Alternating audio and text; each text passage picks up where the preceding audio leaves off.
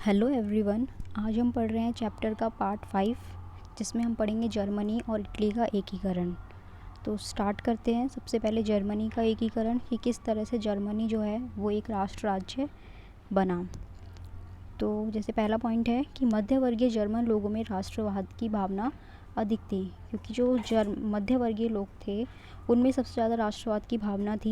ये हमने पहले भी पढ़ा है कि किस तरह से तीसरा वर्ग था मध्यवर्गीय लोग, वही सबसे ज़्यादा राष्ट्रवाद की भावना को विकसित कर रहे थे। तो उन लोगों में सबसे ज़्यादा राष्ट्रवाद की भावना थी।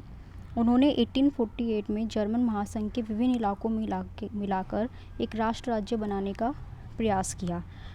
हमने पढ़ा था 1830 से 1848 का समय।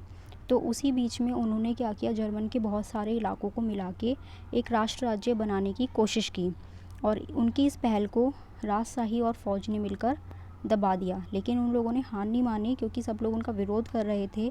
लेकिन प्रशा के बड़े भूस्वामी जो थे, जो ज़मीन के मालिक थे, उन लोगों ने उनका साथ दिया और राष्ट्रीय एकीकरण के आंदोलन का नेतृत्व संभाल लिया। यानी कि मध्यवर्गीय लोग इसमें हिस्सा ले रहे थे, लेकिन जो प्रशा के बड़े जो मालिक थे ज़मीन के, वो ज़्यादा इनको सपोर्ट कर रहे थे, और उन्होंने जो है इसकी जिम्मेदारी ली कि वो जर्मनी को जो है एक करेंगे। उसके एकीकरण की प्रक्रिया का पूरा भार उन लोगों ने संभाल लिया। इस प्रक्रिया में सबसे जो इम्पोर्टेंट हिस्सा था, जो उस प्रक्रिया के जनक थे, वो थे ऑटो वन बिस्मार्क, जो इसमें मुख्य भूमिका में थे, जिन्होंने प्रशा की सेना और नौकरशाही दोनों की बहुत ज़्यादा मदद की। और इनका नाम जो है इसमें विशेष रूप से लिया जाता है। ऑटो वन बिस्मार्क इस प्रक्रिया के जनक थे, और जर्मनी के एकीकरण में इनका नाम जो है बहुत ही इम्पोर्टेंट है। तो इन्होंने जो है प्रशा की जो सेना थी और सबकी बहुत मदद की। इस बीच में इन सब की जो प्रक्रिया थी कि मध्यवर्गीय जर्मन लोगों ने और प्रशा ने मिलके जो है, और ऑटो वन बिस्मार्क ने, इन सब ने मिलके जो है राष्ट्र के एकीकरण का जिम्मा संभाल लिया था। तो इन सब की जो सफलता थी वो 7 वर्ष के बाद ऑस्ट्रिया, डेनमार्क और फ्रांस से 3 युद्ध हुए, जिसमें प्रशा की जीत हुई, और लास्ट में जाके जर्मनी के एकीकरण की प्रक्रिया पूरी हुई।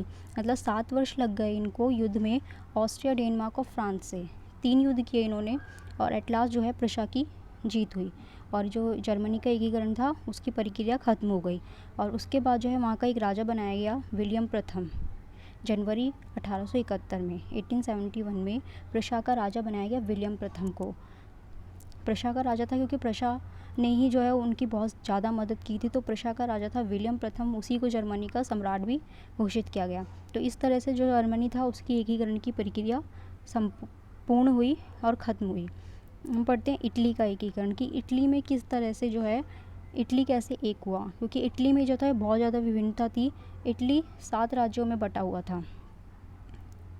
और सिर्फ उसके एक ऐसा राज्य था जिस पर इतालवी राजघराने का शासन था। यानी कि इटालियन राजघराने का शासन सिर्फ एक ही राज्य, एक ही स्टेट में था, लेकिन वो बटा हुआ 7 राज्य में था, लेकिन सिर्फ एक ही राज्य में उनका शासन चलता था।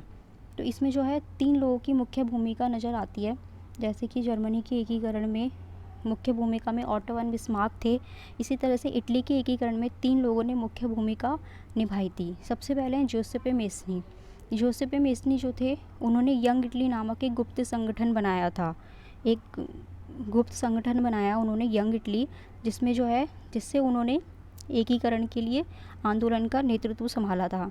दूसरा नाम है मंत्री कापूर, जो कि इटली के एकीकरण का नेतृत्व कर रहे थे। कापूर, उन्होंने क्या किया, ऑस्ट्रियाई बलों को हराने में वो सफल हुए।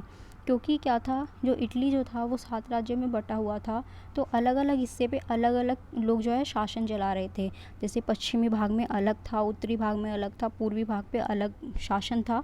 सिर्फ एक ही राज्य में तो इटालियन का था, बाकी सब में अलग अलग था। तो इसी तरह से इन लोगों ने अलग अलग जगह पे अलग अलग बलों को जीतने में सफलता प्राप्त की थी। जैसे जोसेपे मेस्नी ने यंग इटली बनाया, और कापूर जो थे वो ऑस्ट्रियाई बलों को हरा देने में सफल हुए। तीसरा नाम है जोसेपे गेरिबाल्डी, जिन्होंने क्या किया, स्पेनिश शासकों को हटाने के लिए स्थानीय किसानों का समर्थन पाया। यानी कि उन्होंने स्थानीय किसानों को, जो वहाँ के किसान थे, उनको इकट्ठा किया और उनका समर्थन पाया, उनका सपोर्ट पाया, और उसकी वजह से, उनके सपोर्ट की वजह से जो स्पेनिश शासक थे उनको वहाँ से हटा दिया जोसेपे गेरिबाल्डी ने। तो ये 3 लोग थे जिनकी मुख्य भूमिका थी इटली के एकीकरण में, जोसेपे मेस्नी, मंत्री कापूर और जोसेपे गेरिबाल्डी।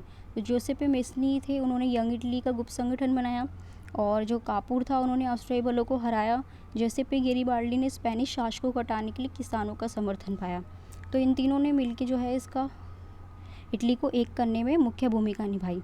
और लास्ट में जिस तरह से जर्मनी का राजा घोषित किया गया, इसी तरह से 1861 में 1861 में इमैनुअल द्वितीय को इटली का राजा घोषित किया गया। ठीक है, तो ये था इटली का एकीकरण। इसके अगले वीडियो में हम पढ़ेंगे ब्रिटेन किस तरह से एक हुआ, क्योंकि ब्रिटेन जो है वो कई हिस्सों में बटा हुआ था। ब्रिटेन का कोई एक राष्ट्र, ब्रिटेन नाम का कोई राष्ट्र था ही नहीं, तो किस तरह से ब्रिटेन का एकीकरण हुआ।